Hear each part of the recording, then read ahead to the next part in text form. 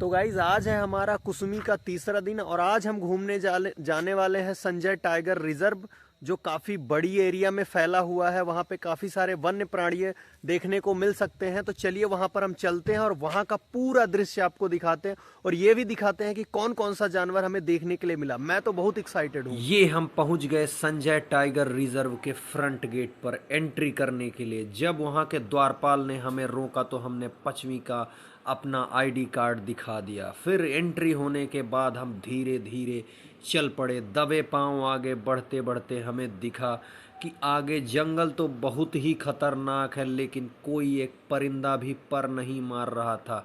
तो फिर मैंने कहा कि यदि परिंदा पर नहीं मार रहा है तो मैं ही सनरूप से अपना मुंह निकाल कर पर मार लेता हूँ।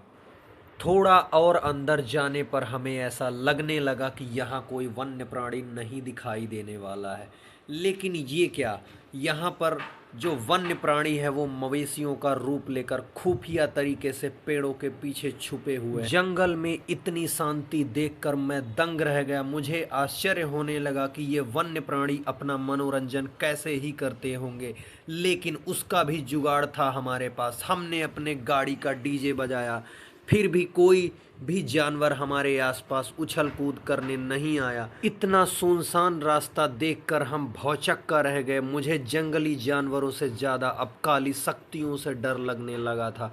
मुझे लगा कहीं स्त्री मेरे सामने ना आ जाए, लेकिन कोई बात नहीं, मैं भी उसे बराबर करारा जवाब दूंगा कि ओ स्त्री, कल आना, कल मिलेंगे। धीरे धीरे चलते चलते हम लगभग पहाड़ी की सबसे ऊपरी चोटी पर आ गए। जब हम नीचे थे तो कुछ पेड़ अपने आप को वृक्ष समझ रहे थे। यहाँ से देखने पर बिल्कुल वो पौधे दिखने लगे। हमने उन्हें उनकी औकात दिखा दी और फिर थोड़ा सा गाड़ी रोककर हमने कहा अब आनंद लिया जाए। अब यहाँ पर हम एक गोमती की तलाश कर रहे थे जिसमें हमें कुछ खाने पीने की सामग्री मिल सके और खासकर कसूरी मेथी का इंतजाम हो जाए। पहाड़ी की सबसे ऊपरी सतह पर बैठकर कसूरी मेथी पीने का अपना अलग ही मज़ा था, लेकिन जुगाड़ ना होने पर हम फिर से अपनी यात्रा शुरू कर दिए। बार बार कार के बाहर अपना सर निकालकर मैं जंगली जानवरों को चुनौती दे रहा था, युद्ध के लिए ललकार रहा था, लेकिन मेरी बहादुरी देखकर उनमें से कोई भी हमारे पास नहीं आया। और हमारा एक साथी मित्र भी बाहर निकला, बोला हम दोनों साथ में आज युद्ध करेंगे, आज मल्ल युद्ध होगा। थोड़ा आगे जाने पर हमें पता चला कि यहाँ एक पास में ही कुंड है जो रमदा हुआ है और उसका नाम लोगों ने रख दिया रमदहा कुंड। तो हम चल के आपको रमदहा कुंड दिखाते हैं। और ये क्या, यहाँ पर पर्यटकों के लिए झोपड़ी भी बनाई गई थी और क्रीड़ा करने के लिए एक ग्राउंड भी बनाया गया हुआ था, जो देखकर मेरा मन बहुत ही प्रफुल्लित हुआ। और अब हम रमदहा कुंड के बहुत ही करीब पहुंच चुके थे। दूर से देखने पर तो ये कोई बहुत बड़ा जलप्रपात लग रहा था, लेकिन ये क्या, इसमें से तो रत्ती भर पानी गिर रहा था। इतना रत्ती भर पानी देखने के बाद मैंने अपने मित्रों से पूछना चालू किया कि आखिर इसे कुंड किसने घोषित किया है।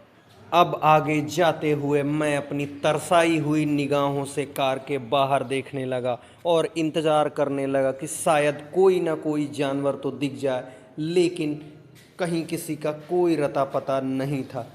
पूरा जंगल छान मारने के बाद हमें ये एहसास हुआ कि यदि हमें जंगली जानवर देखना ही है तो क्यों ना 20-50 रुपए लगाकर चिड़ियाघर में देखें और उसके साथ हंसी मजाक कर सकें।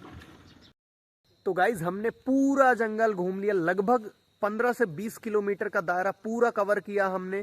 और यहाँ पे हमने यहाँ के कर्मचारियों से भी बात की, लेकिन हमें हिरण के अलावा कुछ भी दिखाई नहीं दिया। हम प्रयास में तो ये थे कि बाघ दिखाई दें, लेकिन बाघ दिखाई नहीं दिए।